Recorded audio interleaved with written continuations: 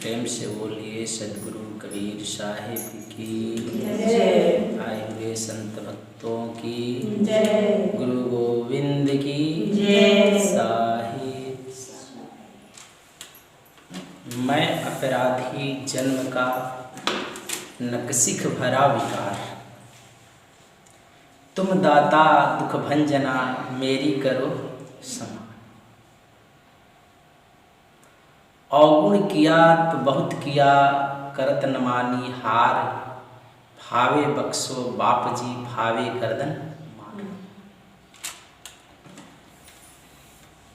सदगुरु कबीर साहब कहते हैं ये जो मनुष्य का जीवन है, तो कहते हैं कि जन्म से ही यानी जन्म लेते ही अपराधी बन जाता है। जैसे सदगुरु कबीर साहब कहते हैं कि कहे कबीर शब हो गया देह पावे के दंड। तो ये जन्म लेते ही इस जगत में इसके ऊपर कर्म और कुकर्म दोनों बंध जाते हैं, यह कारण होता है।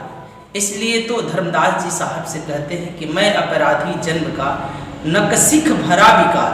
कहते हैं कि नख से लेकर के और सिख तक यानी पूरे शरीर एक एक रोवे हमारा अवगुण से भरा हुआ है, भरा पड़ा है। मैं अपनी कौन सी गुण की बात करूं कि मेरे अंदर ये गुण छुपा है, और तुम कोई गुण की भी तो चर्चा कर भी नहीं सकते। अगर तुम करते भी हो तो सोच लेना कि तुम झूठे ही अहंकार में भरे भरे फिर रहे हो, बिना जाने बिना समझे।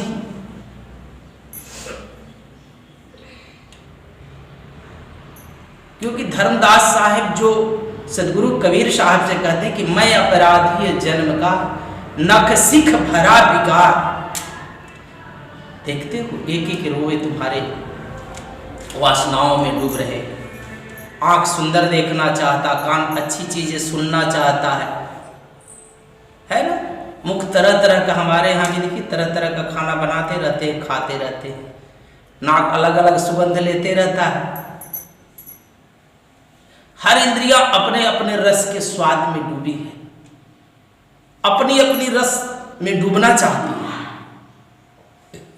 इसलिए ही साहब कहते हैं कि मेरे नख से लेकर के और सिर तक, यानी सर से लेकर पांव तक सभी अवगुणों में से डूबे हुए, अवगुणों से भरे पड़े हैं, विकारों से भरे हुए हैं। इसमें कुछ अच्छाई, तुम्हारे शरीर का क्या कीमत है? तुम्हारे शरीर का कोई कीमत नहीं, ये विकारों से पूरा भरा है। अगर कुछ कीमत है तो तुम्हारे पास जो आया है उसकी कीमत है। उसके होने की तुम कदर करो, होने का शुक्रिया अदा करो जो तुम्हारे पास आया है।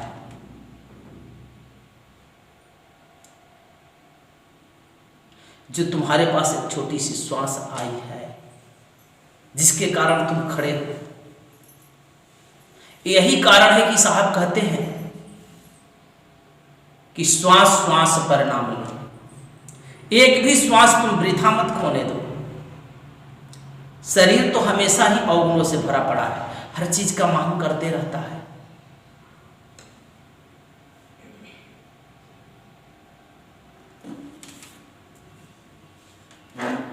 और हम भी तो अवगुण करने में कहीं चुकते थोड़ो हैं। समझ भी जाते हैं कि ये गलत है, फिर भी करने से पा जाते हो। समझ जाते हो कि ठगाई करना बड़ा ठीक ठाक बात नहीं है, फिर भी ठगने से पा जाते हो। समझ गए कि झूठ बोलना नहीं चाहिए, फिर भी समय आने पर झूठ बोलने से चूकते हो।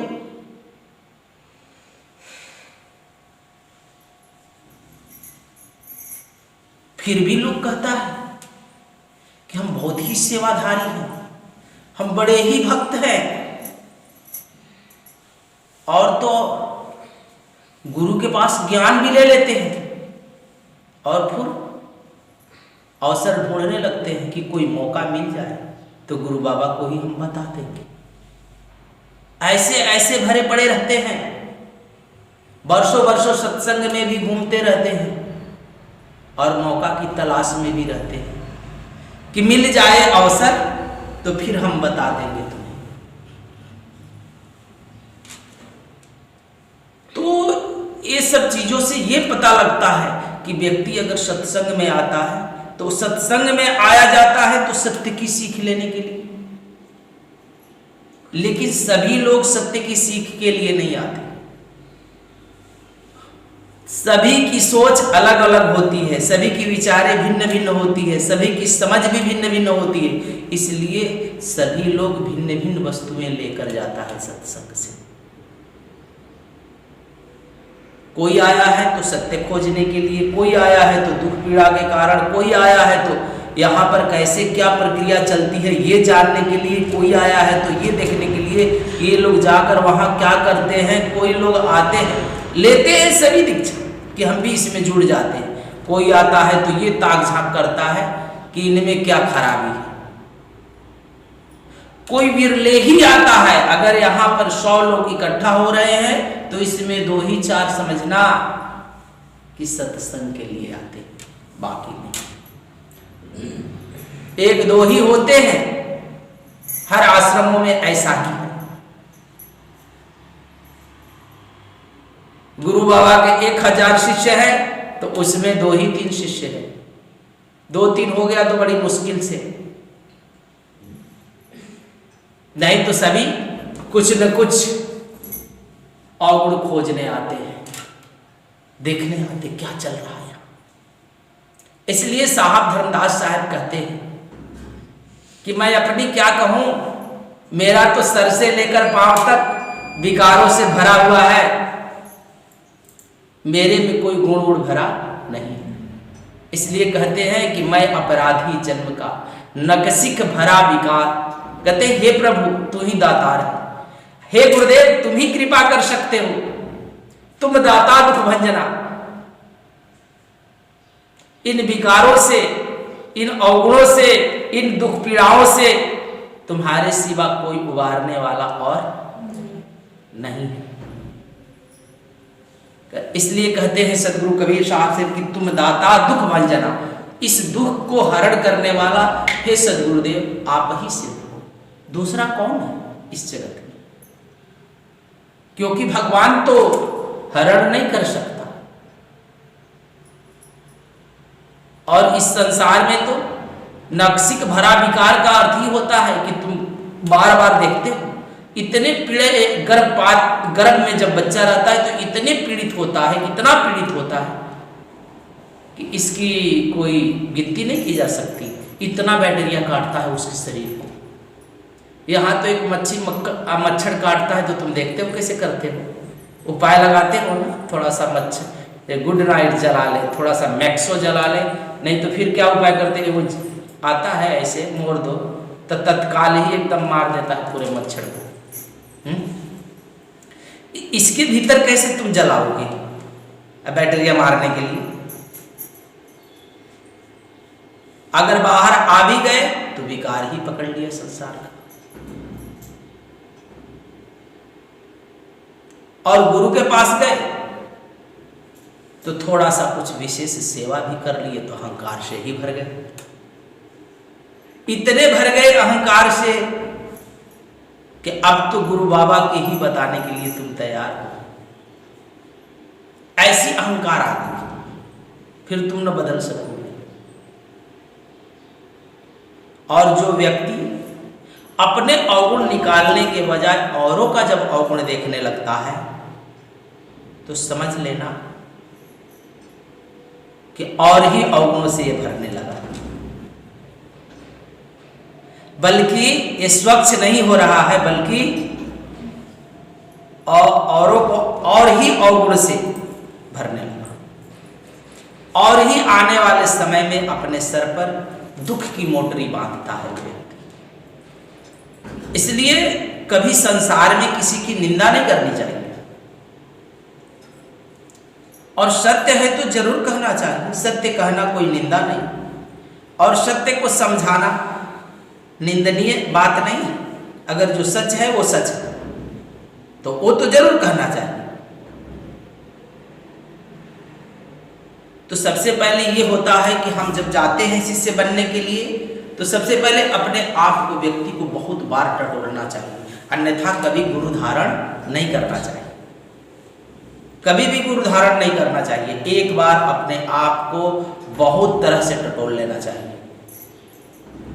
कि मैं जिस पथ के पथिक बनने जा रहा हूं उस पर चल पाऊंगा कि नहीं, क्योंकि अब मैं अपना सब कुछ दूसरे के हाथ में सौंप रहा हूं, अब मैं इसका मालिक नहीं। जैसे ही तुम ये चीज देते हो, अब दूसरे के हाथ में अगर डोर सौंपोगे तो तुम थोड़ा भी इधर उधर जाओगे तो वो तो कहेगा नहीं, आपको छोड़ेगा नहीं, क्योंकि सोचा है कि अब तो इसने पूरे अपने जीवन का डोर मेरे हाथ में सौंप दिया, तो मेरी अवगुण को तो वो सुधारने और निकालने की तो चेष्टा करेगा ही। और जैसे ही तुम्हारे अवगुण को निकालने की चेष्टा करेगा तो तुम जैसे ही तुम लड़ पड़ते हो तो इसका मतलब होता है कि अभी तुम शिष्य बने नहीं, तुम सिर्फ देखा देखी कह दिए हो कि मैं सब कुछ आपके ऊपर समर्पित करता हूं, लेकिन अभी समर्पण नहीं आया तुम्हारे जीवन में। समर्पण जिसके जीवन में आ गया तो देखते हो, चाहे वो इस दिशा में लेके जाए चाहे उस दिशा में लेके जाए, उसे कोई फर्क पड़ता नहीं, क्योंकि अब मैं नहीं बचा। समर्पण का अर्थ ही होता है कि अब मैं नहीं बचा, अब जो है सो मेरा सदगुरु ही है। और गुरुओं का तो काम ही है कि मेरे कर्मों का वो दबाना, मेरे कर्मों का अवगुण को निकालना। साहब कहते हैं कि गुरु कुम्हार शिष्य कुंभ है, गढ़ी गढ़ी काढ़े खोट, अंतर हाथ सवारते बाहर मारे चोट।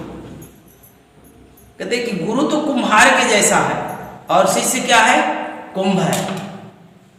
अब कुम्हार और कुंभ में तो बढ़िया ही अंतर है। घड़े में कोई चेतना नहीं है, एक शिष्य है तो कहते हैं कि इसके अंदर कोई चेतना नहीं होनी चाहिए, अपनी कभी चलाना नहीं चाहिए। जहां गुरु है वहां अपनी नहीं चलाना चाहिए। प्रथम बात यह होता है कि जहां गुरु का कार्य हो रहा वहां पर अपना कुछ चलाना नहीं है। अगर अपना चलाया जाता है तो उसमें आदेश होना चाहिए, ये मानकर चला जाता है कि गुरु के पास अगर है तो गुरु ने अगर आदेश दिया तो अवश्य करेंगे, संशय आया तो पूछेंगे। लेकिन अगर अपना चलाता हो तो इसका अर्थ है कि वो अभी शिष्य बना नहीं, अभी लाइन में खड़ा है बनने के लिए, कोशिश में है कि मैं आज नहीं कल बन जाऊंगा। लेकिन कितने लोग तो एकदम कंठी तक टंगे हैं कि कंठी अब पहिर लिया तो हम बन गए कि अभी बाकी। तो ये तो बाहर बाहर तुम बन गए, भीतर भीतर नहीं। तो साहब जी कहते हैं कि गुरु कुम्हार है और शिष्य क्या है, कुंभ यानी घड़ा है।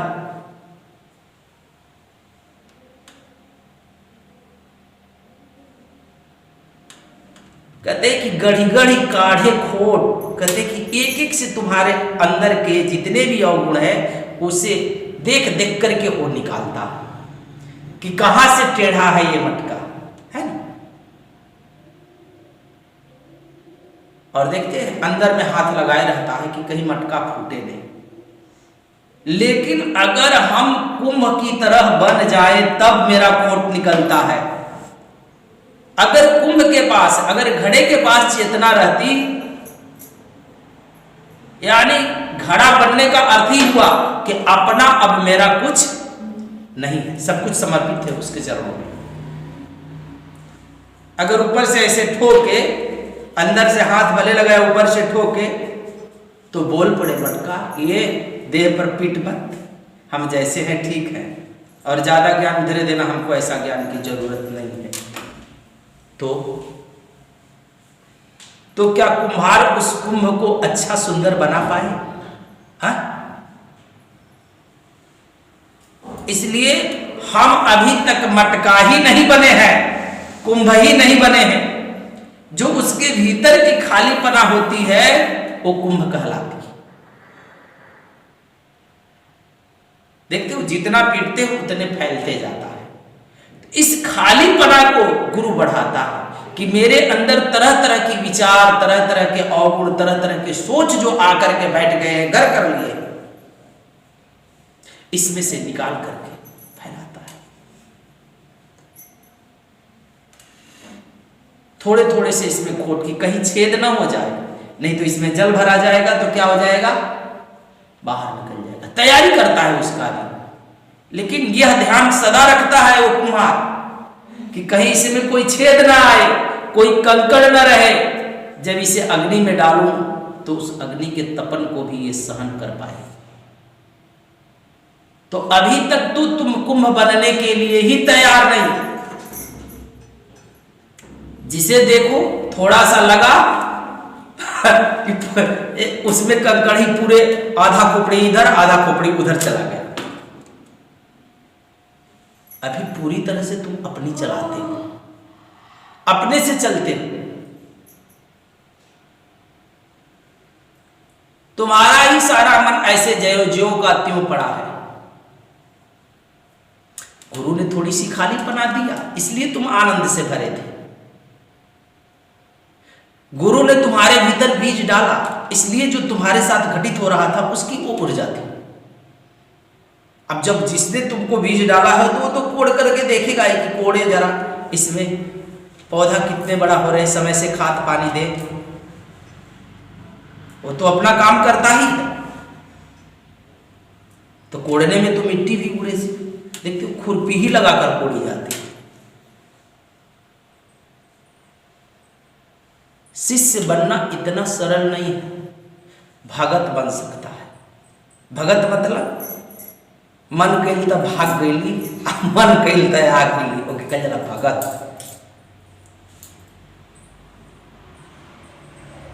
मन कैल त आ गईली और मन कैल त वो भागत है,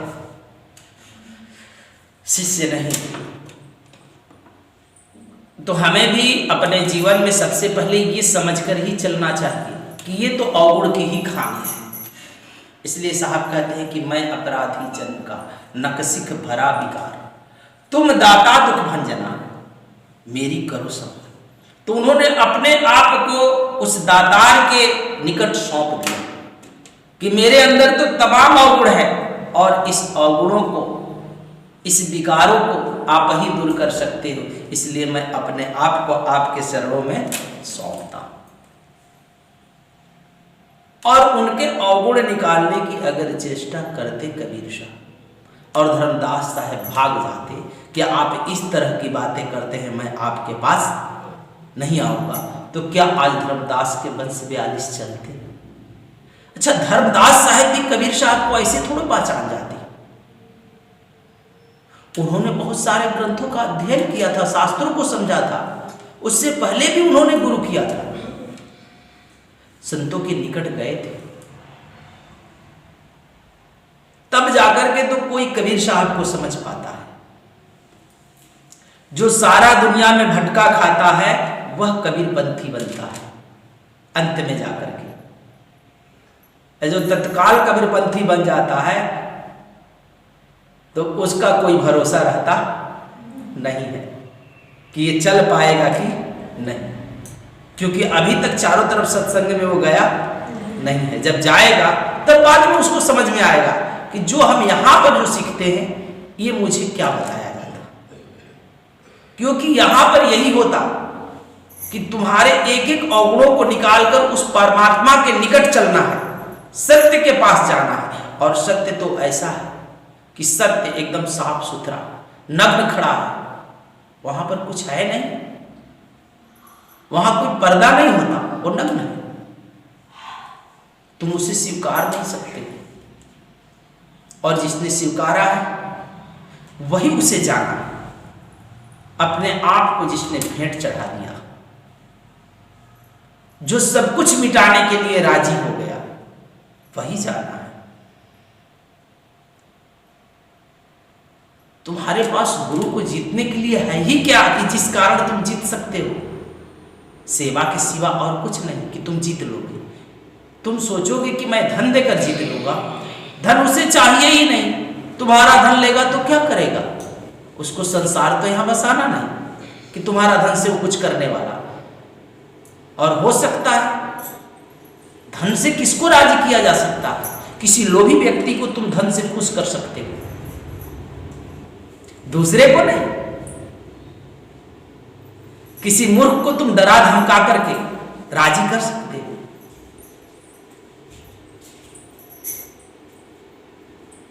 लेकिन किसी ज्ञानी को तुम सत्य रास्ते पर ही चल करके और सत्य बातें कर करके ही तुम उसे खुश कर सकते हो। दूसरा कोई उपाय नहीं है। किसी ज्ञानी को तुम धन दे करके या कुछ करके तुम राजी कर लो तो ये संभव नहीं। उसे सत्य मार्ग, सत्य बातें, सत्य बता करके तुम खुश कर सकते हो।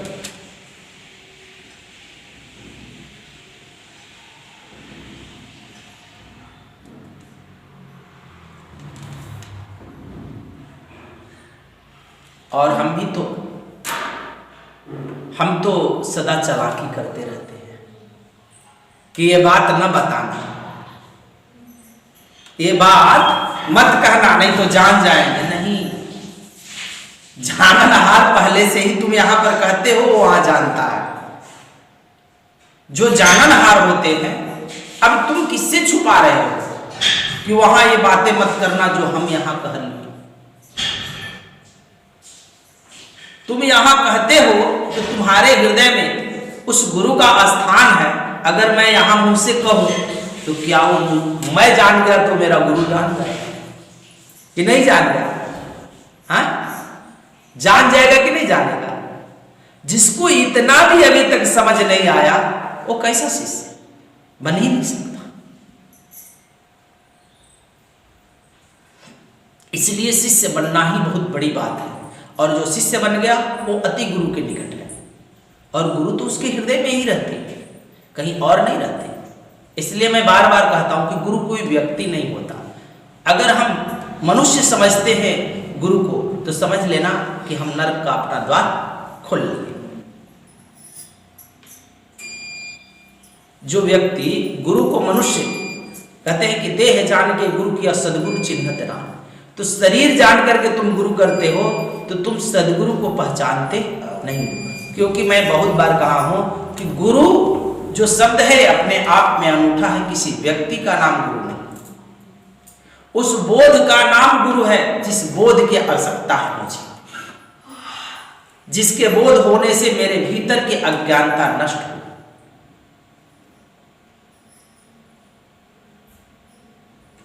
जिसके बोध से मेरे समस्त अवगुण मिटते, उसका नाम गुरु है। इसलिए तो मैं उनके उपदेश को सुनने के लिए उनके सानिध्य में बैठता हूं, उनके निकट जाता हूं, उनके पास जाता हूं।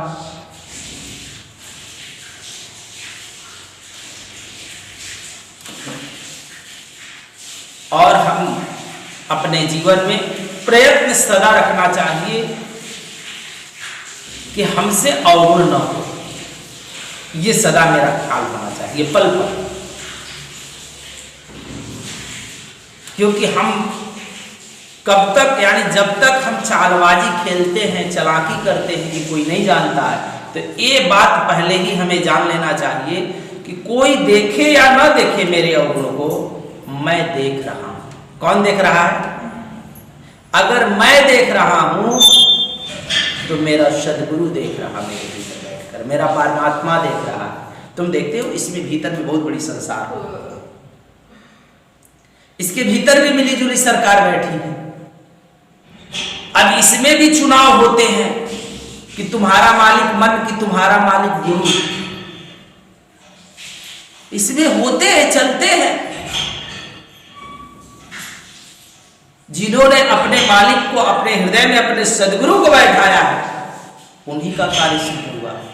जिसने मैं को बैठाया है उसका कार्य सिद्ध नहीं हुआ। उस समय आने पर उनके कंठी माला ताके पर चले जाते हैं जिसने मैं को बैठाया, क्योंकि उसने अहंकार को बैठा लिया है अपने हृदय में।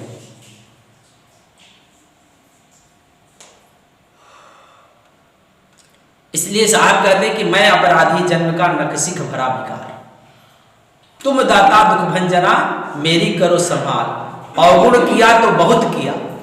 कहते कि ये मत पूछो मुझसे कि मेरे जीवन में कितनी अवगुण है। कहते बहुत किया जिसकी कोई गिनती,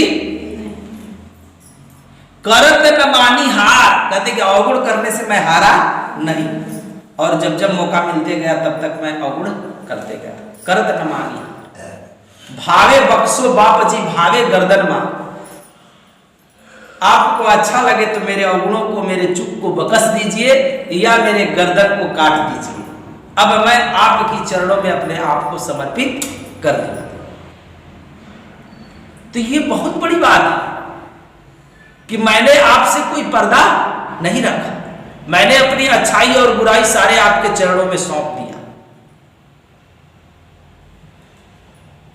इसलिए मिट्टी क्या था? मिट्टी था तो उस सारे कंकड़ों से भरा था, लेकिन कुम्हार जब लाया उसको तो उस पर कोई रोक टोक किया मिट्टी कि मेरे कंकड़ को ना निकालो? अगर उस पर रोक टोक को मिट्टी कर देता, क्यों नहीं किया? क्योंकि मिट्टी का उदाहरण इसलिए कुंभ का उदाहरण दिया जाता है क्योंकि वो चेतना विहीन होता है। अगर तुम चेतना विहीन अर्थात सब कुछ समर्पित होकर के उसके चरणों में रहो तो बातें बन जाएगी। वो चेतना विहीन होकर के पड़ा कि मैं अपना कोई चलाएगा नहीं, क्योंकि मटका ने कभी कुछ अपना चलाया नहीं। अब मैं अगर मैं फूटता हूं तो उसमें कुम्हार की ही सदा दोष होती है। किसकी दोष होती है? कुम्हार की क्यों दोष होती है? कि अगर मटका तेज ठोकोगे तो भी फूट जाएगा, इसलिए भीतर से सहारे रहता, कहता कि अब तो मेरे ऊपर ही समर्पित है। लेकिन जो चीज अगर उसके ऊपर ही समर्पित नहीं, कोई अपनी तरफ खींच रहा हो, अपनी तरफ खींच रहा हो, तो वहां तो खींचातानी चल रही है, वहां कोई गुरु शिष्य की बात नहीं है,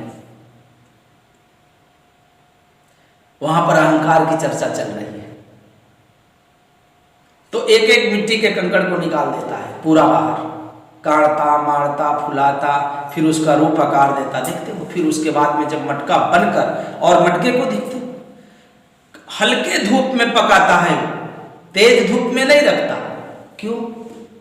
क्योंकि तेज धूप में रखेगा तो वो भी चढ़क कर फूट जाएगा, जितना मेहनत किया सब डांट हो जाएगा। तो हल्के धूप में रखता है। बहुत सारे मटकों को तैयार करता है कुम्हार, लेकिन कितने मटके फूट ही जाते हैं। वैसे ही गुरुओं के पास बहुत सारे लोग पहुंचते हैं, उसमें से 2-4 ही को घटित होता है, बाकी यूं ही दौड़ा दौड़ी चलती है, कुछ नई अनुभूति होती जीवन में, ज्यों का त्यों यूं ही पड़ा रहता है। और जिनको जितना अनुभव हुआ है वो कम नहीं।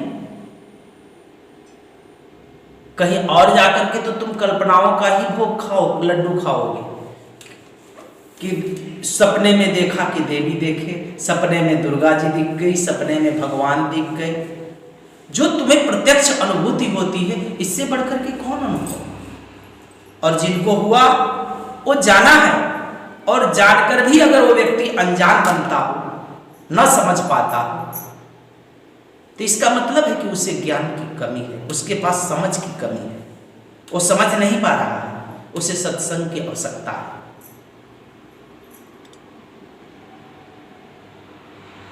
गुरु तो तुम्हें तुम्हारे अंतर में कहते हैं साहब कि गुरुओं का मत क्या है? कहते हैं कि देहि माहि विदेहि दर्शी, गुरु मता निज एहि। गुरुओं का मत है कि तुम्हारी जो विदेही शक्ति है, विदेही ऊर्जा है, विदेह रूप है, उसकी अनुभव कराता है। विदेह में प्रवेश कराने की बात कराता है। और जिसको ये अनुभूति हो गई है तो तकरीबन करीब करीब पहुंचा है, लेकिन अब वहां से भी नीचे उतर आता है। कभी कभी लोग जीवन में बहुत सारे उनके दिशे मुड़ जाते हैं। आदमी देखते हैं कोई चोरी करता है तो साधु बन जाता है, और कोई साधु रहता है तो जेल चला जाता है। समय किधर करवट लेती है कोई ठिकाना नहीं। इसलिए जीवन में बड़े सोच विचार करके कार्य करना चाहिए। हम जीवन में गलत कर रहे हैं, कोई बुरी बात नहीं, ठीक है, गलत कर रहे हैं, लेकिन गलत करते करते तुम्हें अच्छा बनना है। लेकिन तुम जीवन में अगर अच्छे कर रहे हो, अब अच्छे करते करते गलत कर रहे हो, सो काम नहीं चलेगा। मेरी बात समझ में आ रही है ना? गलत करते करते तुम अच्छे जरूर बनना, लेकिन अच्छे बनते बनते गलत कभी मत करना। एक गुरु के पास दो शिष्य जाते हैं, तो दोनों जाते हैं गुरु जी के पास, रहते हैं और एक ही रूम में रहते हैं। दोनों अपना अच्छा से चर्चा करते रहते हैं, लेकिन दोनों गांजा पीते रहते हैं। एक जगह जब दोनों बैठते हैं तो मल करके अपना गांजा पी लेते थे। सत्संग में जाते थे तो दोनों अपने में आपस में बात किया कि भाई देख, छुप छुप कर तो हम लोग गांजा पी रहे हैं, गुरु जी से तो बताते नहीं हैं। तो सारी बात चल कह ही देते हैं गुरु जी से। कहते कि तू, एक बोला कि तू पहले जा, ठीक है। तो दूसरा बोला कि नहीं तू जा, कि ठीक है मैं ही जाता हूँ। तो एक गया, पहला ने गया, कहा कि गुरुदेव मैं गांजा पीते पीते ध्यान कर सकता हूं क्या?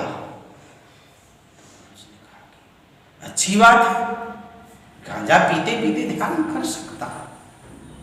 उसने चला गया, कहा कि क्या बोला गुरुजी ने? कहा रे हाँ हाँ कहा। कहा कि क्या कहा? कहा कि पी सकते हो, कोई बात नहीं। दूसरा का भी सोचा कि मैं भी गुरुजी को अपना क्यों छुपाऊं, क्यों न मैं भी बता दूं। वो भी गया, कहा कि गुरुजी ध्यान करते करते गांजा पी सकते हैं कि नहीं? कहते बिल्कुल नहीं, ये बहुत गलत बात है। ध्यान करते करते गांजा नहीं पी सकते। जब तुम ध्यान करने लगा तो गांजा कैसे पिएगा? हाँ, गांजा पी लिया तो ध्यान कर सकता है।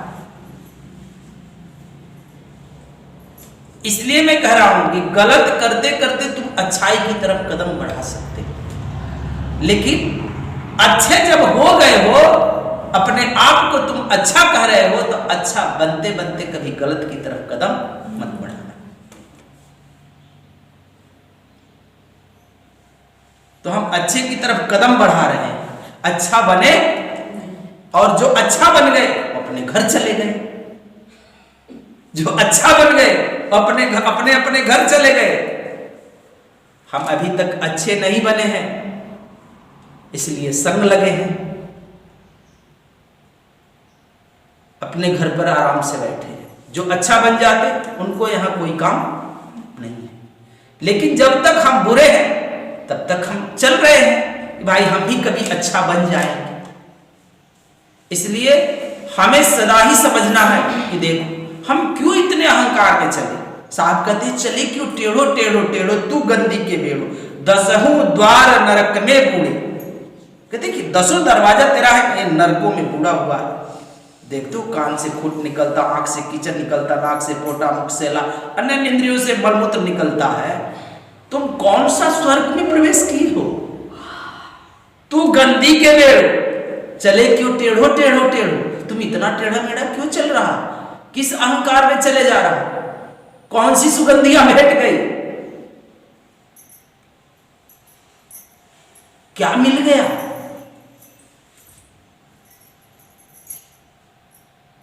सही कर कर भी हमारे अंदर अवगुण भरे रहते, होते ही रहते हैं न चाहकर भी। देखते हो तुम किसी से मिलने जाते हो, हालचाल करते करते 2-3 शब्द झूठ बोल लेते हो, नहीं, समाचार करते करते कुछ का कुछ कर लेते हो। नियंत्रण नहीं अपनी बॉडी वाली पर, नियंत्रण नहीं स्वयं पर, इसलिए हम अवगुण में ही भरे। तो फिर किस बात का अहंकार और क्यों इतने क्रूर? और कबीर पंथ में अगर आए हो तो साहब तो कहते हैं कि यह तो घर है प्रेम का, खाला का घर नहीं। आते हैं कोई सूरवीर जिन्हें दुनिया का डर नहीं, जिन्हें घर ही से बेटा पतोह का डर हो गया। घर वाला मारने दौड़ता है, वो क्या आए यहां? संभव है? इसलिए कबीर पंथ में आने से पहले ही लोगों को समझाया जाता है कि पहले घर परिवार पति दुनियादारी से पहले पूछो। और आना कब? जब अपना समझना तब। ये मौसी का घर नहीं है कि घर में जाऊं कि खाला का घर ना है। मौसी के घर में आदमी सब घर में नहीं ना घुसता है, अपने घर में सब घर में घुसता है।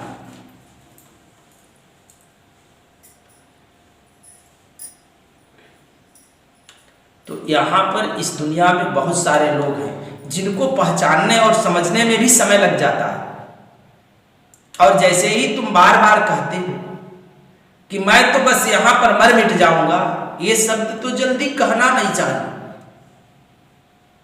ये कहा नहीं जाता है कि मर मिट जाऊंगा, और तुम बार बार कहते हो तो यानी तुम यही कह रहे हो कि मैं परीक्षा के लिए तैयार हूं।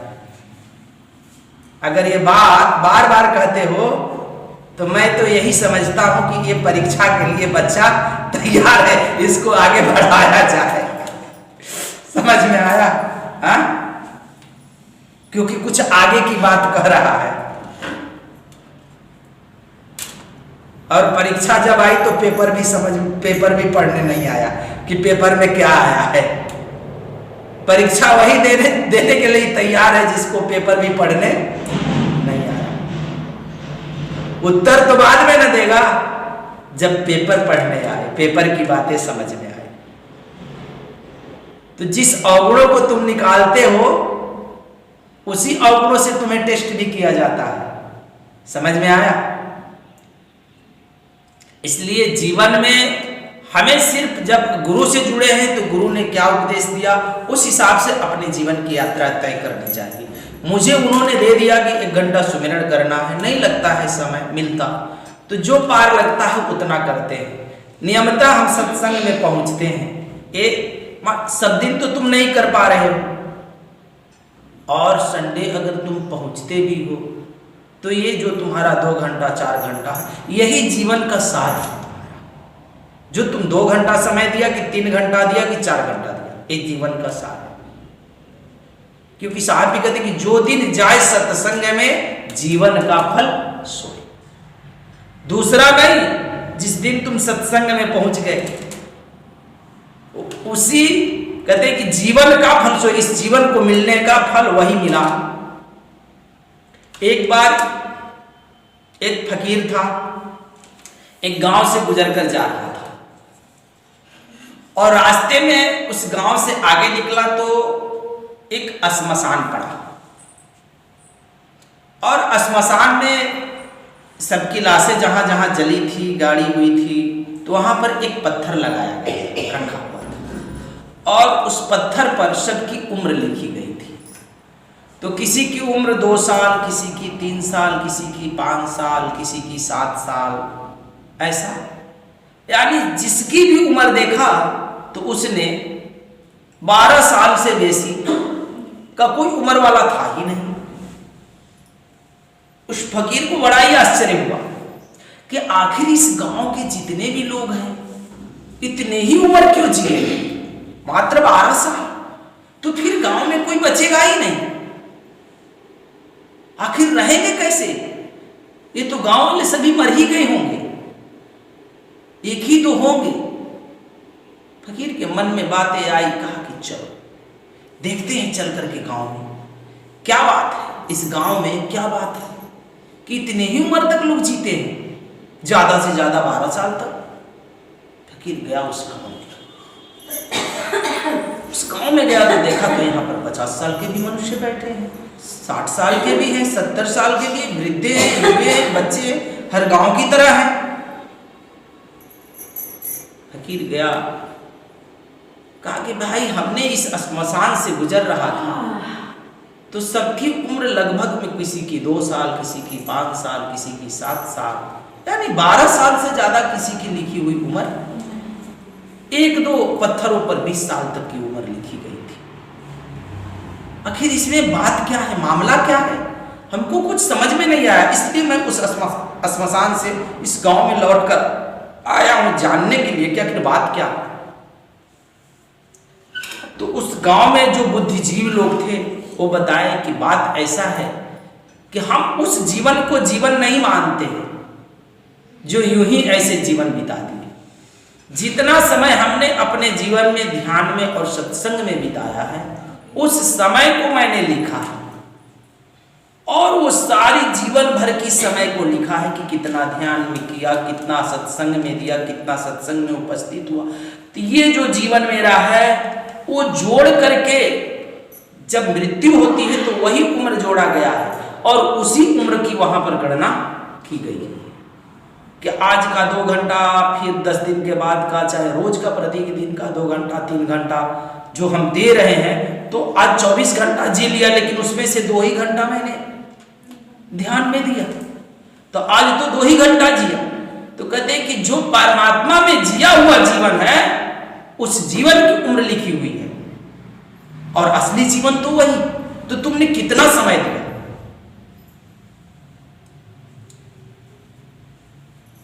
और तुम भी अपने जीवन को मिलाना।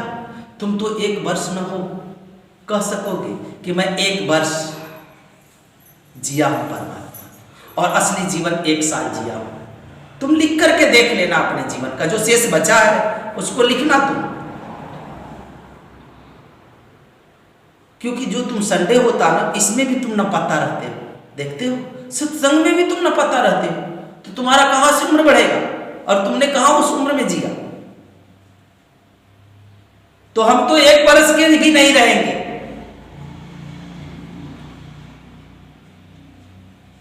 तो बात ही है, तो अपनी अपनी उम्र समझना कि तुम कितने उम्र के हो, और जो परमात्मा में जिया हुआ उम्र है वही उम्र तुम्हारा असली उम्र है, वही जीवन है तुम्हारा असली जीवन। और जिसने 20-20 साल, तो उस हिसाब से जब देखा फकीर तो फकीर को आश्चर्य हुआ कि जिसने 20 वर्ष जी लिया है वो तो पूरा जीवन समर्पित किया होगा। तुम ध्यान देना कि तुम 24 घंटा में कितने घंटा तुम सुमिरन में या उस सदगुरु में अपने को रखते हो, कितने घंटा तुम सो जाते हो, कितने बनाने खाने में समय बिता देते हो, कितने सत्संग में बिताते हो, कितना समय तुमने सेवा में दिया है सत्संग में जाकर के, यानी अपने को समर्पित करके, कितना देर तुमने ध्यान में या कितने देर तुम सत्संग सुना। इसको तुम लिख पढ़ लेना और फिर बताना कि 1 वर्ष में तुमने कितना, 1 वर्ष में कितना दिन हुआ तुम्हारा। उस हिसाब से अपनी उम्र समझ लेना कि मैंने कितना समय परमात्मा में दिया, और इसके अलावा जो जीवन था वो व्यर्थ ही गया है, इसका कोई मूल्य नहीं है।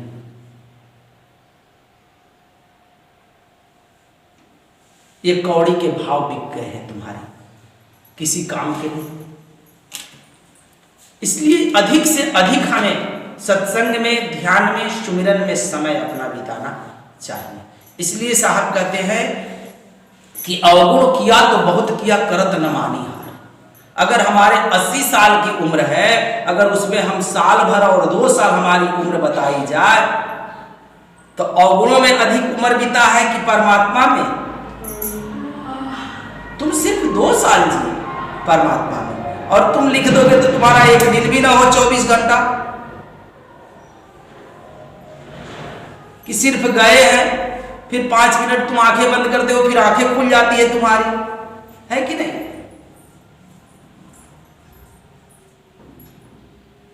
तो सबसे पहले हमें इस अभ्यास में लगना चाहिए और ये समझकर चलना चाहिए कि हम उस परमात्मा में कितना जीते हैं। ये नहीं है कि परमात्मा मिला नहीं, भटका है, कहीं भाग गया है, तुमको मिला हुआ है, ये कहीं गया हुआ नहीं। थोड़ी पर्दे होती है जो गुरु हटा देता है, और पर्दा हटते ही तुम अपने को शांत पाते।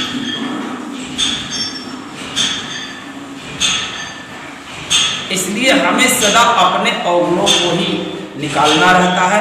इसके कारण ही हमें सदगुरु के चरणों में ही सदा समर्पित रहना चाहिए। प्रेम से बोलिए सदगुरुदेव की, सदगुरु कबीर साहिब की।